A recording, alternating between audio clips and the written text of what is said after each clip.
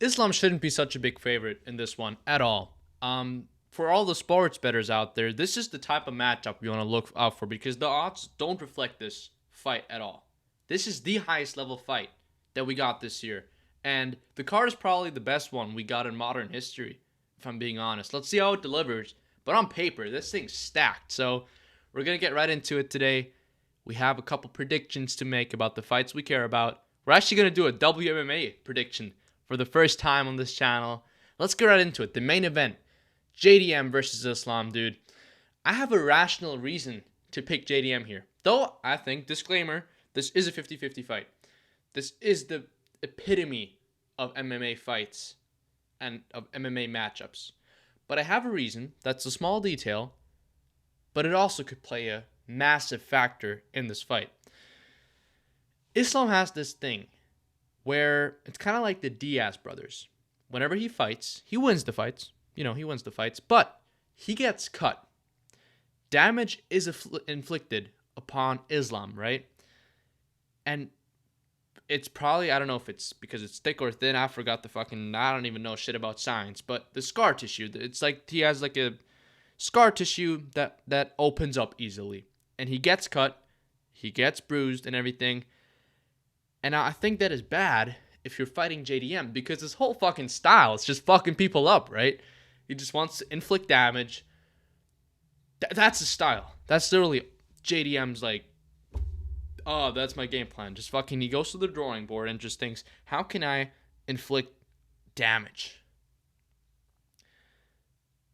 And I think that this damage will play a factor on Islam in the scoring if it goes to the decision. Or in the late rounds where, it's kind of difficult to really work, or maybe it's a doctor stoppage. That's probably unlikely, but this is a 50-50 fight, and I'm going to go into arguments for Islam too. Hold your horses, Mr. Hardcore. But I think that this is a small detail that could really be huge. If JDM just bloodies up Islam in a competitive fight, back and forth, but he just inflicts damage, and that doesn't mean he's immune himself, but he really inflicts damage upon his opponents, and Islam doesn't take damage so well, I think that's, why I would pick JDM here. However, let me get into your arguments if you pick Islam too, so I can kind of, reason. So the number one argument probably for you is, well, Islam's going to just take him down. Well, yes, he will. He will. That's the thing with Dagestani fighters in 2025 is that it's not anymore about whether X can defend the Dagestani's takedown. It's about if he can get back up. That's the main point here, dude. He's going to take him down. That's going to be a fact. And even if Jack's takedown defense is good, eventually Islam is going to take him down. We're probably agreeing on that, right? That's a fact. But what JDM has is the ability to scramble and get back up to his feet. And that is why I think the grappling of Islam is not going to be this huge Thanos-level threat to JDM. All right? So, and he also worked with Craig Jones, who worked with Volkanovski in their fight. I think Islam beat Volkanovski fair and square, but Volkanovski did good. And this is a bigger Volkanovski. This is a bigger man. Islam doesn't have that size bully advantage anymore. But I also think we should kind of not overhype Jack's size too much. He's not a fucking girthy little 260 pounder here. He's not a big fucking shark. He's 5'11 and Islam is 5'10. And they're both jacked. There's not going to be much of a size difference. But he's not going to be smaller, which is typically the case with Islam's opponent. So that's just what I think about the main event, first of all. And I do see your arguments for picking Islam. This is a close fight. Let me just repeat that as much as I can because people are going to get offended. But I just personally think that this small detail, and also including the fact that whenever Islam fought boxers, he didn't dominate. Just fucking, Islam looked beatable. He didn't look just fucking, just divine, like this divine fighter that just runs through the entire division like fucking Bonnie Blue. like the football team on Bonnie Blue. But he kind of does get hurt, and he does kind of make the fights always competitive, and he beats the guys, and he has a great record, and he will be the GOAT of the sport if he beats Jack. But I think that this is the reason why Jack shouldn't be the underdog in such a big fashion, and why I think I'm leaning more towards Jack on this one. Next up, we have Shevchenko versus Weili. Guys, the inaugural WMMA pick on this channel. I'm happy to talk about this. I'm not too deep into the MMA women's scene, but for today, I will be a feminist. I think that Shevchenko takes it, simply based on the argument that she is bigger, so that's automatically just like a little bit of a plus point for her. And then also, she really did beat the who's who of her division. Has a lot of experience, and Weili does too. But Weili has also lost before, right? She has also lost before. She has looked beatable before, and she's, on a good run. But I think that just run versus run, band for band, fucking belt for belt, Shevchenko is taking it home here. So next up, Sean Brady versus Michael Morales. I think this is the underrated snoozer of the night, because the reason I'm picking Sean Brady here, which that's my pick, we haven't seen Michael Morales tested. And now that's the basic fucking copy and paste argument for any contender. But in his case, where the fuck does this guy come from? When did he spawn in this server, bro? I'm excited. He fucking knocks people out. He's exciting, bro. Like, he's kind of got his little bit of a character going on. But Brady is elite, first of all, although he did get fucking chinned by Bilal, but that never happened. That's AI. And I think Sean Brady will just grapple him most of all. And it's going to be that type of grappling performance where it's smudging. Just fucking laying on top of somebody. Gay porn. But he's going to take the win home and get a title shot potentially. So we'll just accept that. I'm happy that we finally have a little bit of a logjam clear up in the welterweight division. I would have loved to seen him versus Ian Gary. That would have been more competitive, probably. Or just, better for the number one contender. But I'm fine with this, dude. I'm happy with whatever we're getting on this card. This is a banger. Let's go right into the next fight. Edwards versus Carlos Prates. And we're going to see Edwards get slept. We're going to see him get slept. Edwards, this is going to be a good fight, by the way. This is probably the only fight by Leon Edwards in recent history that is going to be entertaining because he's fighting a striker. This is going to be beautiful to watch, dude. This is going to be the kickboxing and Muay Thai of Leon Edwards versus the kickboxing of Carlos Prates. And unless Leon just thinks he wants to kind of like fucking pretend to be a grappler here, just kind of performative grappling here, these two are not going to shoot a takedown. That's a fact, right? Probably not. Very unlikely. Maybe a sweep in the clinch. Who knows? But this is the only time where Leon can actually make it entertaining because Carlos will bring the fight to him. He will bring the violence, and he is fighting with malicious intent against the crisp and clean, overly perfect striking of Leon Edwards because that's most of the time his demise. And it will be in this fight too, in my opinion. I think what will happen is that they're both going to really get off to a nice start, good kickboxing match. Leon's going to just kind of, Prates is probably going to tag him up a little bit here. Then Leon is kind of going to counter him crisp, just back and forth, just kind of that. And then I think that Carlos will just get aggressive and a little bit vicious. And I think that that's where Edwards' kind of perfect striking comes to an end and he's going to get chinned.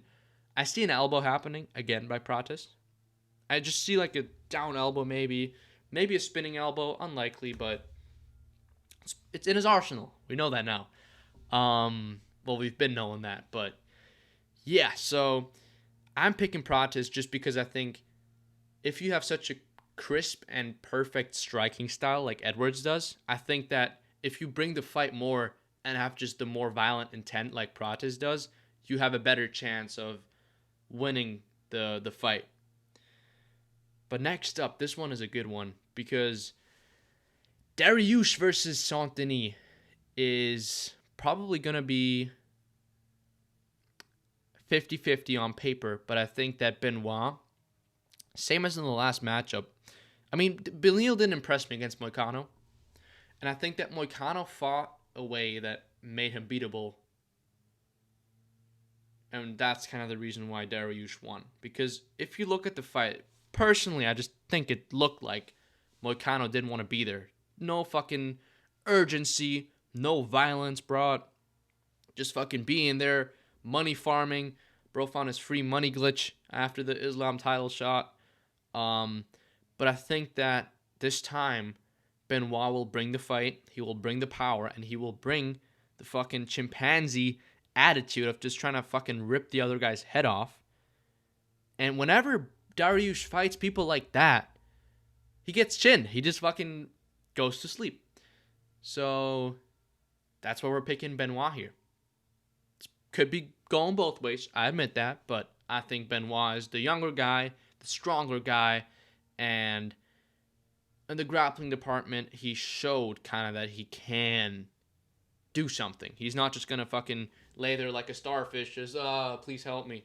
No, it's not going to happen. Talking about grappling, though, Nickal versus Vieira. If you don't like grappling, this isn't gay porn. This is not gay porn. This is actual grappling. Nickal is going to bring the wrestling, the American fucking, yeah, USA, just the eagle and the truck and whatnot. And Rodolfo Vieira is going to bring the BJJ, man. The favela BJJ. So this is going to be fun to watch. I see a lot of scrambling happening here. And what I'm really excited for is that both of these guys want to fucking do the man dance and smudge around on the floor.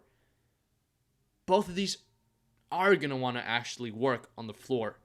And I think that's giving the whole grappling thing a different vibe, because typically it's just a grappler trying to take the other guy down and the other guy wants to get up, and then we're kind of at the stalemate where the one guy's trying to take him down, the other wants to get up, and then they're just kind of fucking jerking each other off a little bit. In this fight, they're both going to want to be there. We're going to have submission threat by Vieira. Nickal wants to control him. And who do we actually pick in this fight? I think we're picking Rodolfo Vieira by submission. I think Nickal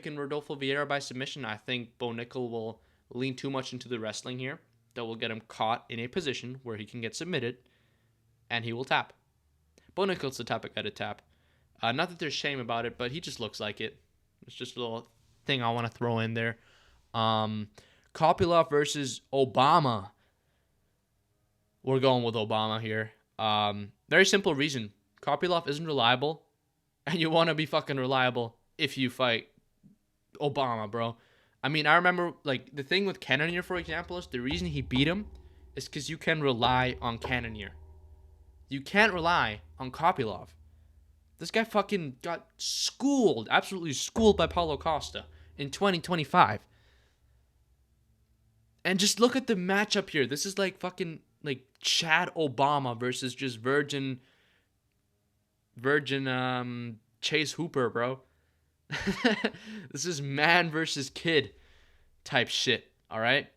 Kopylov doesn't look like the guy that can fucking eat too many shots of these American fucking freedom punches that Obama is going to bring into his chin. So, yeah, it's going to be Gregory Rodrigues. I don't see the reliability here in Kopylov, so we're going with fucking Gregory Rodrigues. Next up, we're picking Tracy Cortez based on the law of attraction. And to end off the prelims, I'll be honest, I don't know who the fuck Cody Haddon is, but I do know who Malcolm Wellmaker is. He quit his job after winning on a main card, I believe. So we're going with Malcolm Wellmaker just based on the story arc. In this case as well, I don't know who Kyle Dawkins is, but we're talking about GM3 here. I think Kyle Dawkins just looks like he's going to sleep him once more. Pat Sabatini once fought on an Apex card co-main. That was pretty cool. Kind of boring fight, but we're going to pick him just based on the plot. I don't fucking know. Those aren't picks here. Angela Hill, and then Baishangur versus Khalil Roundtree. Now, this one I actually do have a kind of reason for. Baishangur didn't impress me in the last fight that he had. He almost lost to welterweight. But I just don't know the other guys, so we're just going with fucking who we know here. Yeah! But yeah, apart from that, dude, this is a stack card right in my backyard as well at Madison Square Garden. So, oh, fuck, I didn't even accept the cookies. Shit. But yeah, this is going to be awesome. Let's see how this card performs. But on paper, this is the best card in recent history. Hope you guys enjoy. We're going to do a matchmaking video after the fights, a recap. And yeah, we're going to just do all that cool stuff once this fight concludes, either on Saturday, on Sunday, sometime Sunday. So tune in if you want to hear that. It's going to be lit. Unless these two blockouts just fucking don't do anything. So yeah, I'll see you guys. Let's go.